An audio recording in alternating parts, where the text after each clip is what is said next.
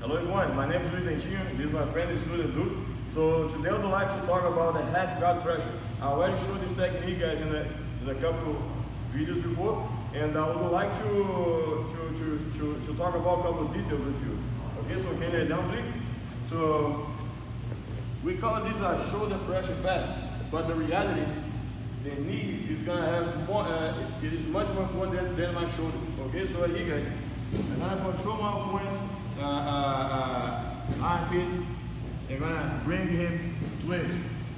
Right now, if I don't have a good leg position, my opponent is gonna be able to move the hip and then release the pressure. So it doesn't matter how much pressure you put on your opponent's neck if you don't control the hip.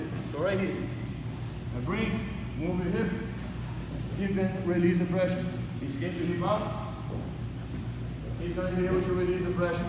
So I need to, before I think about like put pressure right here, I need to be able to lock my opponent's hip. How am I gonna do this? Is my knee, outside knee, that has to be in the same line of my opponent's hip.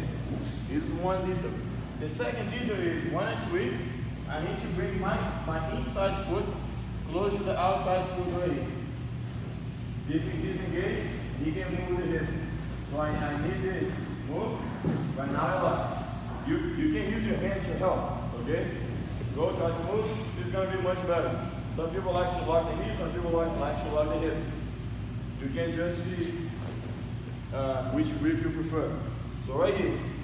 Another thing right now, guys, it is important. As soon as we know how to control the hip, now we need to know how to control the upper body. Okay, the shoulder line. If my opponent crawls his body like arm like this, and then the head closes, he has a lot of strength, and then he can move the hip and then replace the guy. As soon as I get to the half guard, my next step has to be mount or side control. Never let your opponent make you regress. The only thing that's gonna make you regress here is gonna be the off the shoulder. If the off the shoulder is off the ground and he's like close right here, he can move and then replace the guy. So we need to open everything. So that's why it is important to go in. I don't want to swing my arm if my chest it is far away from his chest, because I can't expose my arm for him. So I had to go with him, with my arm together. Then I make a grip. About the grip right now, I do this technique for probably like 15 years, and I start this like using the middle of my opponent's back. So right here, look, I put his shoulder and then I bring him to me. And then after, I start using it right here, the middle finger, make a grip in his armpit. And then I did like this. So like forever, like grip you prefer. The most important is gonna be control this and twist your body. If my head is right here, so if my head got this close to his shoulder, I'm not gonna be able to put shoulder pressure. So I need to bring my head as close as possible to my opponent's head. Is when I can put the pressure. So if my head right here, no pressure. As soon as I look toward his hip, is when I have pressure. So head guard have a lot of different techniques. What is gonna make me choose shoulder pressure is the frame. If my opponent make a frame, the frame just work if I face toward the frame. So when I control, he have a frame, I look for his leg. So this is gonna be an easy reminder for you. You make a frame, look toward the leg.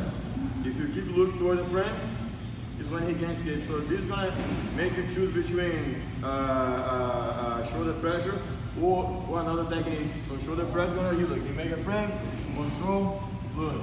Try to escape the hip. Ask your training partner to try to move the hip. Try to escape the hip out now, please. Look, tighten here, look. Make sure that your feet like is together. Don't disengage. Together right here. Control the leg. Now, if my leg is deep on my opponent's half guard, it's not good, so I need to escape my knee. Once I escape my knee, is when I'm going to start cross right here. It's another important detail. If you say, man, I'm going to put a lot of pressure on my opponent, and then start putting just shoulder pressure, but you forget about the hip, look what's going to happen. So you need a balance between your upper body and your lower body.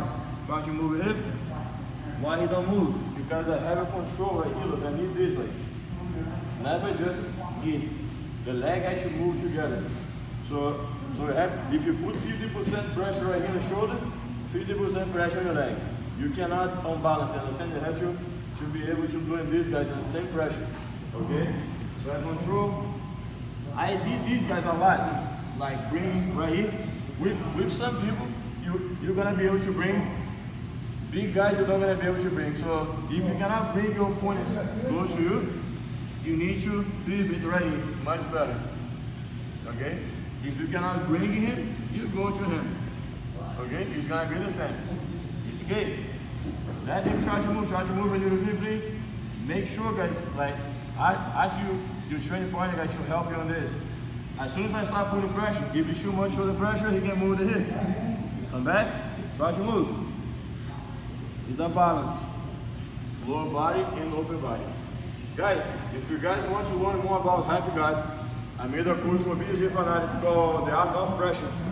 And I have like 2 hours and 50 minutes of just Half Guard pass and submissions. Like I teach 3 techniques in one drill, teach you guys how to combine everything. It is important to know when to apply each technique and why. And in this course, I'm explaining all this for you. Thank you.